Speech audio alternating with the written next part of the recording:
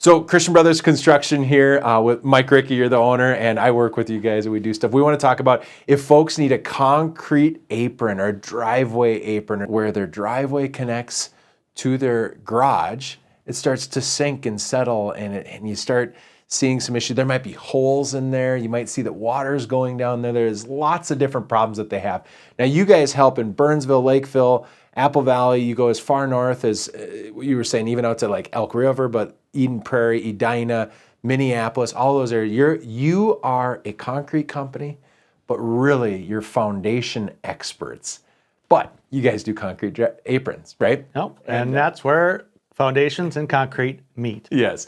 So what we want to do real quick is talk about if people need a new concrete driveway apron. So an apron for their home, and maybe they're looking for a contractor here in the Twin Cities or the Minneapolis, St. Paul area that does that apron thing.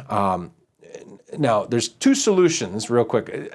There's asphalt aprons or concrete aprons. You do concrete aprons, a little bit better solution for a lot of reasons. We'll get into that. But let's walk through a little bit of what are some of the problems that they're going to find.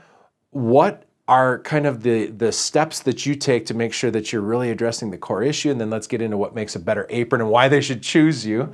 And we'll just cut to the chase. We want you, if you're on our site right now and you're thinking about getting your apron done or you need this done before winter or if it's spring or even middle of summer, contact you. Our process or your process is you'll do a quick phone consultation, right? So we always start with a common sense phone call just to make sure that we're doing it right.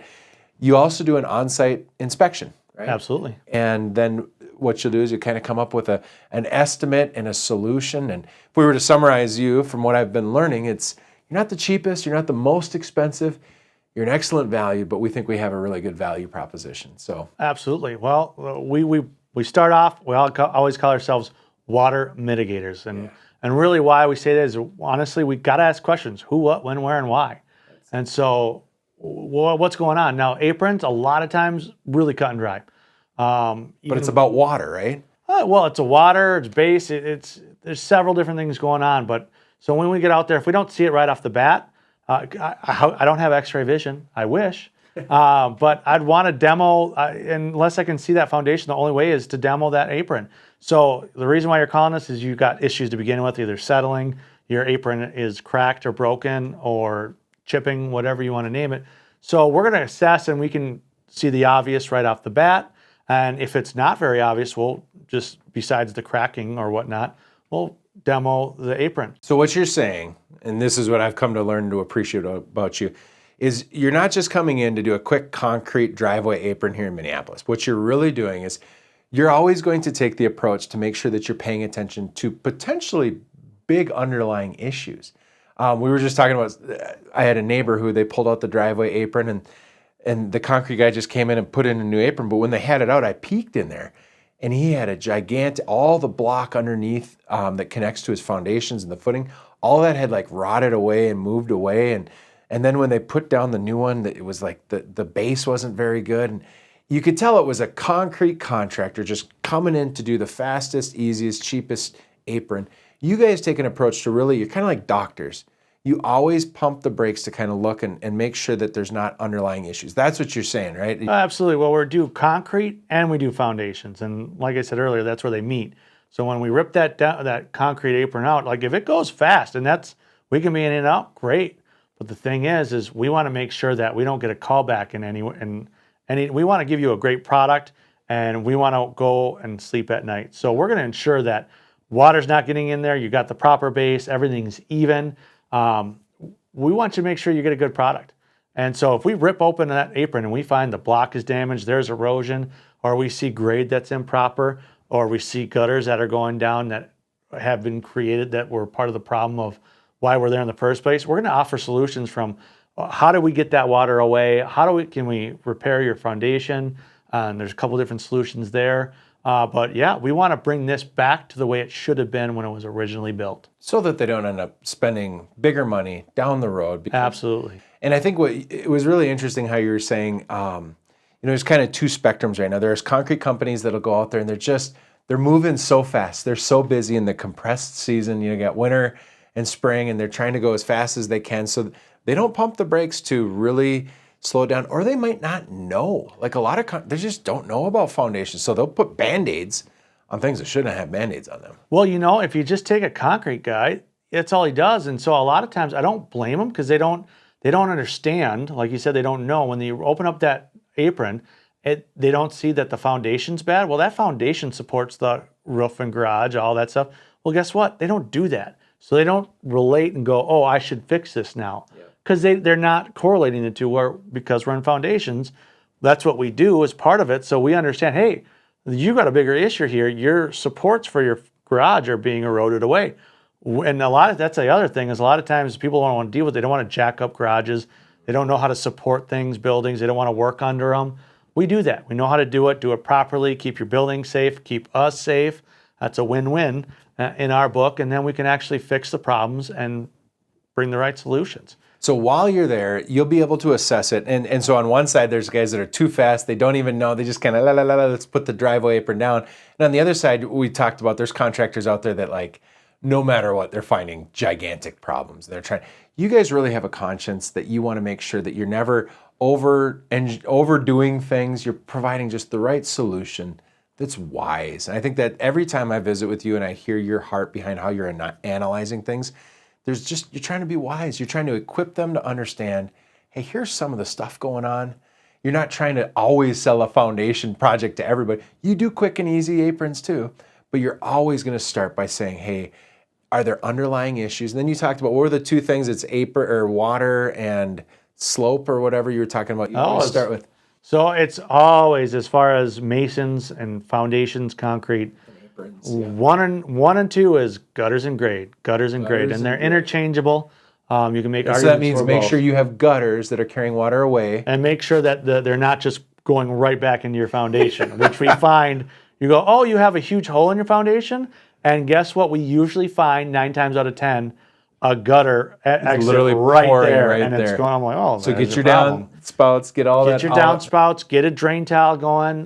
Let's just make sure this water has a way out. Otherwise, they're just going to call you in a year or two. Yeah, well, hopefully it's not that soon, but it'll be. Well, we've seen some brand new homes within a year or two. Waters eroded their block or even poured walls. Water is destructive. So gutters and then grade. You just make sure that it's not moving water towards your home and pouring it right into your phone. Absolutely. So those are kind of the first. So that's like we start there. Yep. You check out block. You do an analysis. In fact, if you see some of these underlying potential things, you said you might even get in there and kind of look underneath. Is that what you were saying? You'll actually. So as far as the foundation goes, and there's so much you can see. Only so much you can see from the top. Once everything can look great, you demo the apron. You go, wow, there's a huge cavity here. The foundation's rotted. So lots of problems that you can't see from up top, and you only see once you demo. So if you choose an apron solution, make sure you work with somebody that knows how to see that stuff. Absolutely. Now, number 2, you talked about when you guys do aprons, you're really trying to make sure you do these right. And it seems like there's like 4 or 5 different things. I'd love you to just kind of explain them to us as we go through here. But number 1, you talked about that you make sure that your base is really level. I want to hear more about that. Number 2, you talked about good rebar. You also said you have a little bit better, higher quality concrete. And then you also mentioned this whole idea of you have to have block to set a concrete apron on, right? You're saying that. So walk me through each one of those. So talk to me about the base a little bit. So as far as the base goes, when we rip open the apron, we want a nice, flat, smooth base. So there's 2 things. One is you don't want clay, because clay is absorbing moisture. It'll stick to your concrete when it freezes. We want to get clay out and bring in your proper class 5 or recycled 5, get that compact. But even more than that is making sure that it's flat. So we're not creating weak points where you have thick spots of concrete that go to thin spots. That's a big no-no. Then in the freeze and thaw, it'll freeze at different rates. It'll thaw. It'll create, and you were saying it'll create cracks. Absolutely. It makes it really hard to control with your relief cuts and all that. So if it's uneven, if I hear what you're saying, uneven base, even just kind of lazy base, it's a bigger deal than what people think. Absolutely. Always use class 5 or the better foundation, and you work really hard to screed it. Yep. And make sure that it's flat. Absolutely. So then number 2, you always use rebar, right? It's just a standard. It's part of what you do. Without overkilling it, talk to me about your approach to rebar real quick. You know what? To me, it's just basic. To me, I shouldn't even think it's a selling point. But when you get in the industry and find out some people use it like, oh, well, you want rebar? That's extra. Or they'll use mesh, which is not bad, but not great. Oh, yeah, it's... You just use best practice rebar. Absolutely. Overall, you see the strength, the steel strength of that rebar increases is unbelievable when you add rebar. Beats everything else, and it's just an industry standard as far as I'm concerned. I don't know why it as far as other concrete guys, I'm thinking like they're going, well, because you're seeing shortcuts being taken. The reason why we bring it up is you're seeing a lot of shortcut. Material costs are up, and that leads into the quality of concrete. Materials up.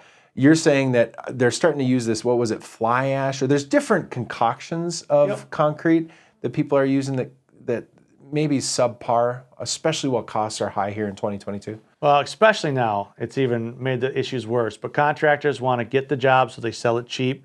Well, in order to make money, then they got to sell cheap. Then they go with subpar cheaper material. Yep, either no rebar, and then they want to go with cheaper concrete, and then they need less time there. So they're not doing the base, they're not doing the rebar, and then they're going to give you the less quality, less strength and then in the so concrete. They'll use runny. You were saying runny concrete. They just kind of pour it in. It slurps. It's easy for them. Yep. But not great for the end product. You always work really hard to use the driest, best mix you can, which means you're shoveling harder. It's harder to do, but otherwise, running concrete, the rocks settle. It creates unevenness. You said it creates those. What did you call them? Pop? It can spall. It can rock pop easier. So what happens is the concrete will come and it will be at a set PSI. Typically, a 4,000 minimum is what you're going to be at for a 6-bag mix, and or greater is what you're going to want. And you have to kind of pour it at about a 5. It's about as max as you want to go is adding water. And that 5 is a slump. Now, the only thing you can do is actually decrease the PSI. So the more water you add, and the worse, the lower less the PSI so the goes. sloppier, runnier, easier for the contractor to lay. Absolutely. The lower the PSI. You guys do things. You don't take shortcuts. Absolutely. That's really what it is. Now talk to me about this block thing. So, you have asphalt driveway coming up. You got garage foundation, and then we're going to put an apron here. And you talked about they don't have block or footings underneath. There's kind of these tensions. You're always pausing to make sure that there's talk to me about that, because we don't want it going like this in the dirt, right? Talk to me about these blocks or what should they know about that? Well, it's a great meeting point between immovable garage and movable apron. So we really would like to have the block available for the apron to sit on. So 2 things we're going to find. Some people, when they build the house, they'll have poured the garage floor over the block so that there's no room for an apron to sit on. Well, in that case, we're to call the homeowner and say, hey, can we cut your garage back a few inches so that our apron can rest on it? And so it guarantees it won't sink. You still could potentially get heaving if there's water or something, but you're always trying to mitigate and mitigate nature. So that's one huge thing. If there's foundation there, it ain't sinking. And then number 2, a lot of times you'll come in and we might find that the foundation is right how we want it. We could share, but it's eroded. It's missing. So we're going to go in there because we're foundation specialists. We actually address that issue as well. So we'll go in, we'll stop, we'll do some digging, and we'll inspect the block and say, hey, you've got, and we'll give the number of block that are damaged and give the solution and say, hey, this is the cost for repair. And then once that's repaired, we'll have the foundation for our apron to set on. So if you're in the Twin Cities, Lakeville, Rosemount, Apple Valley, as far west as Eden Prairie, Edina, St. Louis Park, Minnetonka, Maple Grove, Plymouth. out east to Woodbury, down to Northfield. Yep, Minnetonka, in the Excelsior area. You can do as a simple driveway apron replacement or a new one in there, or as you're in there, you're always making sure that you make homeowners aware of the potential problems that are there. You also have the eye to spot it. You're not just a wham bam concrete person. You're definitely going to take your time and educate your customers and make them going. So cbctwincities.com. Mike, I'm always honored to be able to connect with you here. And it's always fun. Love being here, Rob. people got to call you. You do a good job. Yeah. Appreciate it. Thank you. Absolutely.